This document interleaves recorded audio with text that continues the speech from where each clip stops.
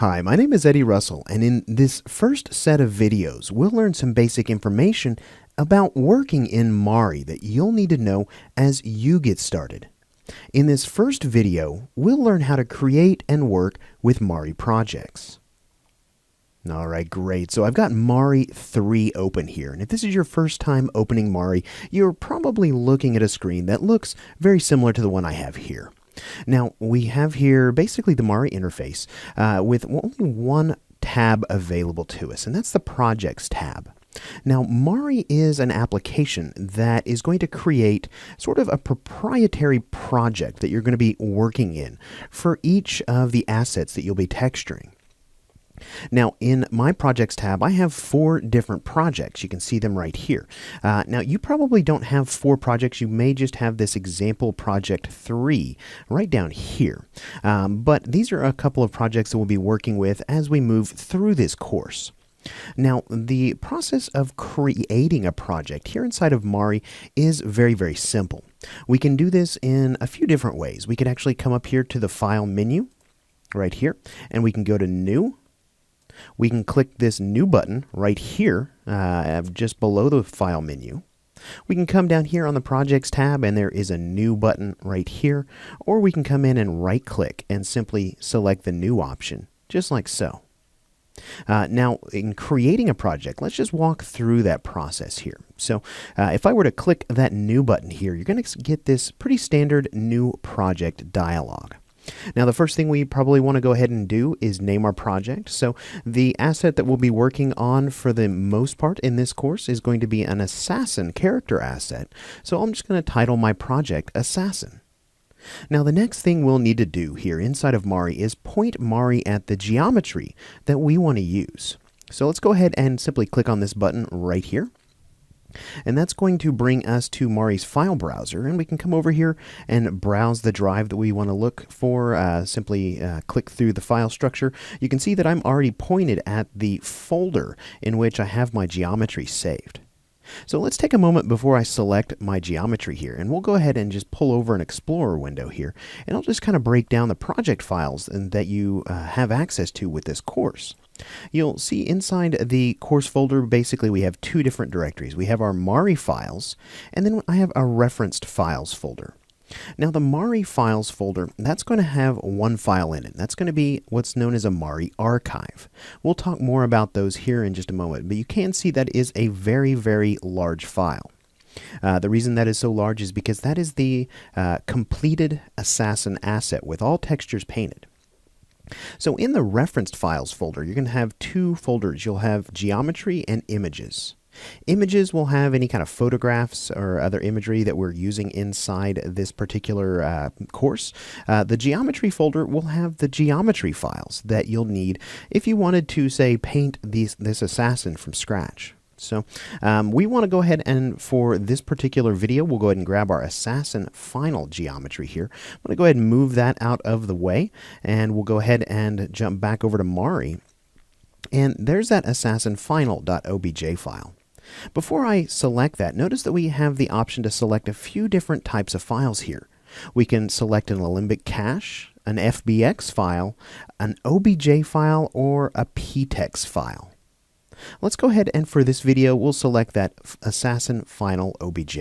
Now, it may take Mari a moment to create this project simply because that is a very, very large piece of geometry. It's actually almost 600 megabytes. So we'll go ahead and open that. You'll notice this new project dialog changes a bit. We have our mesh options that become available to us. So the mapping scheme is the first option here, and the default is to use UV layout if available. Now, if the asset we're working with has UVs that have been laid out, then Mari's going to use those to create the project.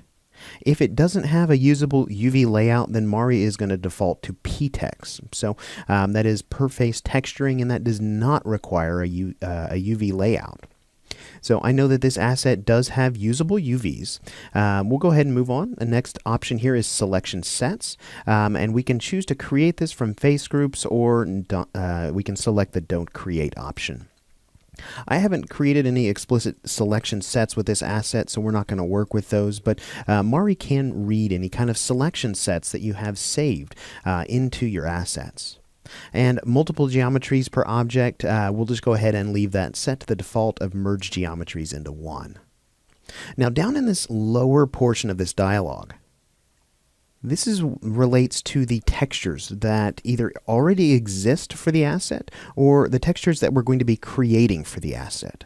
So up here in kind of the top portion under texture, you see the root path. So if there are textures that we're wanting to bring into this project that already exist, we can scan a directory here for those particular textures. And if they match up with Mari's UDIM scheme for the asset, then Mari can bring those in. But we're going to be starting our asset from scratch here, so we don't need to utilize that. Now down below here, this is where we can tell Mari to create what are known as channels ahead of time. Now we're going to get into channels a little bit later on, but just understand that channels hold texture information for Mari. So if we wanted a channel for all of our color information, we could come over here and just say create. We can come in and we can say, okay, I want this channel to be a 4K channel, meaning 4096 pixels by 4096. And that would be for each individual patch or texture space. We'll talk more about that here in just a moment.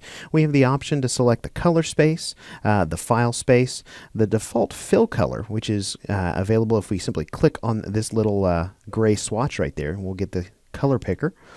We have our bit depth and our file basically naming scheme here. So now typically when I'm starting a new project like this one, I typically don't create my channels ahead of time because we have the option, once we get our geometry loaded into the project, to manually create our channels within the project. So for the purpose of this video though, I'll go ahead and select create here.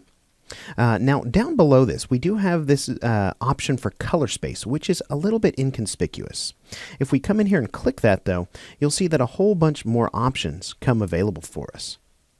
We have all of our color space options here, and we're going to do a video dedicated to just color space and color management inside of Mari. So I don't want to dive too deeply into this right now, but this is available to you at project creation. Let's go ahead and click the OK button here inside the new project dialog, and that's going to go ahead and set Mari about creating the new project. Now this is going to take just a moment for Mari to complete this. Again, that's a fairly large piece of geometry we just fed it. So I'm going to go ahead and pause the video while it creates our project. Now once Mari has finished going through that process, what you'll see here is something similar to this. This is the new project that we've just created, and we've loaded in our assassin geometry. Now at this point, we can begin the process of creating any additional channels or even starting to paint textures for this project. I am at this point going to go ahead and save my project simply by coming over here and clicking this button right here. That will save the project, so that'll now show up on our Projects tab.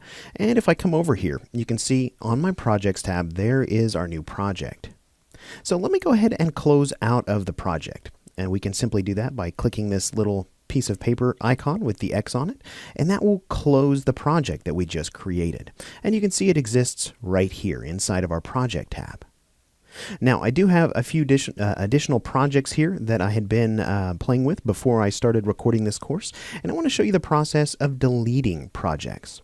Sometimes you'll end up with projects where you're just, for example, with this shoulder test, I was just testing out the UVs that I was working on for that particular piece of armor. So I really don't need that project. I don't need it cluttering up my projects tab, so we can come over here and simply click the delete button, and that will delete the shoulder test project.